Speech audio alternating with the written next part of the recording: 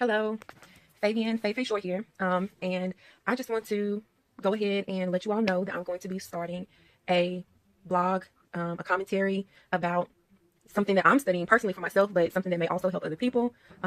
Maybe those looking to be in a relationship, those looking to deepen their bonds, those looking to be married, those who have been married. But basically, this is going to be a study about or research.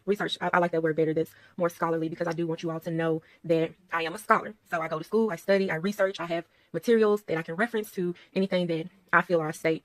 And so this is a research for me about unconditional love, about how it feeds back and how it relates to decisions in marriage and forgiveness. So I know that might sound a little complicated for some of you all to understand. And if you continue to watch, you will understand what I mean by researching unconditional love as it relates to marriage and forgiveness. So when I got this desire, I've always wanted to have this desire to just write about love and marriage, or just love itself. Like I'm just one of those type of people. I am very loving to me. That's what I think about myself now. Other people may think differently, but I'm trying to get on the level that I consider myself, and I'm at inner peace with myself as a loving person, especially to my inner circle. Okay. So some of the things that I'm going to be doing in my research is just reviewing books that I've read in the past. Some are new. Marriage Fitness by Mort Fertel. Okay. A oldie but favorite, Woman Thou Art Loosed. Y'all know, gotta have the TD Jakes. Lies Women Believe. I'm not sure why or how I ended up with this, but it's gonna be interesting to read it. And I've considered myself to be a little naive when it comes to love, when it comes to men. For those women out there and those men that can shed some light on the lies that women believe. Once I get into this book, I'm going to definitely ask you to comment on the truth of this book. So I will need some men input on this. Jimmy Evans, Marriage on the Rock. I love me some Jimmy Evans. I'm not going to lie. That man right there, to me, is like a man's man. He just keeps it 100% real. I think he's a Taurus. No, I'm just playing. I don't know if he's a Taurus or not, but he just keeps it real, And he talks about, the different type of men. He talks about the struggles that he went through as far as his relationship with his wife, cussed her out, treated her wrong. She had low self-esteem. He helped her get even lower self-esteem. And then one day it just all changed. So I think when she decided to get in the word, is when it kind of changed for him. So I want to look at that relationship because they're still together, So I'm looking at people who are still together. Let's see. I love reading this one by Michelle McKinney-Hammond, The Sassy Girl's Checklist for Living, Loving, and Overcoming. Okay. So I got my books on deck. And a lot of these I have already read.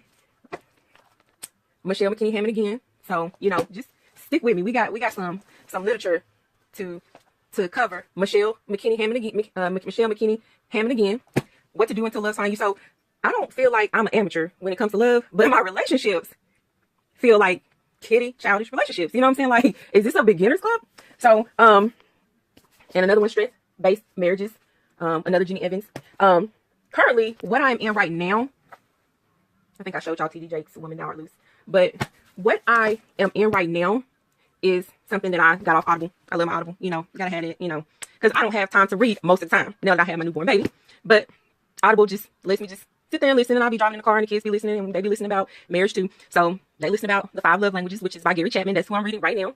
I also got the version for kids, 5 Love Languages for Kids. And you know what? That book right there makes a lot of sense. I'm gonna tell you, I'm chapter 13 now, but it makes a lot of sense to me, honestly, because, had I known what my love language was, I would say my love language, I could have immediately been like, you know what, this ain't working. We're going to have to cut it because you're not speaking my love language. Like, I don't feel loved in this relationship. There is nothing that you are doing for me. And I'm gonna have to move on because I can't survive this. Like, I can't survive this type of relationship instead of like trying to get them to understand what I need. And it's just been a long, tedious journey, And so just being able to identify the 5 love languages, quality time, gifts, acts of service, physical touch, and words of affirmation.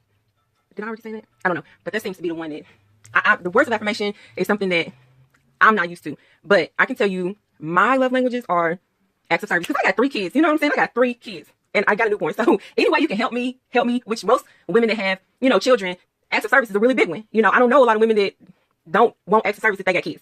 It's just, especially if they're single or, anybody, whether it's a love relationship or single. Yes, I'm sorry. I'm in my bed. My back hurts, you guys. So I got my pillow, got to prop it up. And then I got to head out to Bible study because I'm running a little bit late. But before I end, I'm going to try to keep this in 10 minutes.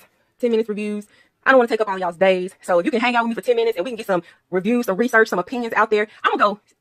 Okay, Gary Chapman has challenged his readers that are in a relationship that is not going so well, you know, which that's me currently, to do 6 months, 6 months of unconditional love. That means the way that Jesus loved, he was like, Lord, if it's your will, let this cup pass for me, not my will, but your will, Lord, take this cup. And he prayed 3 times, and God still told him he had to hang himself on the cross. That type of love right there. That's what I'm talking about. That's what I'm saying. So that's what I'm gonna be trying to do for 6 months, you know. And you hear my voice quivering because I'm scared, y'all. I'm scared because after 6 months, you can either be rejected or accepted in that time frame. So you're really being vulnerable. You're just putting yourself out there to look stupid or to get love. But at the end, I feel like this will be something that I will have grown from, you know, to know what I can do, my limitations. Now I'm gonna tell y'all this.